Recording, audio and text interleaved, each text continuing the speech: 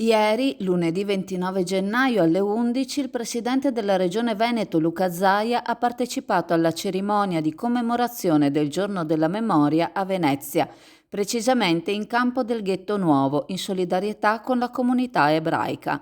Il consigliere regionale Marco Dolfin, presente all'evento, ha sottolineato l'importanza di questo momento come un'occasione significativa per la riflessione e il ricordo. In particolare quest'anno si è notata una partecipazione particolarmente marcata degli studenti nel ghetto ebraico di Venezia, rendendo l'evento ancora più significativo.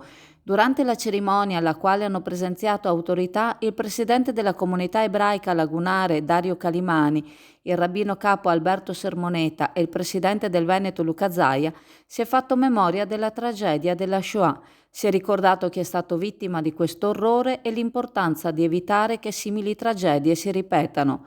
La consapevolezza di queste terribili vicende storiche è fondamentale per educare le nuove generazioni a prevenire futuri episodi simili. Allora siamo alla Camera, la pescheria della Camera. La novità è le ostriche. Praticamente c'è una nuova confezione, come potete vedere dall'immagine, costa 15 euro il chilo, sono una decina di ostriche, il prezzo è buono e sono veramente ottime, una novità tecnologica.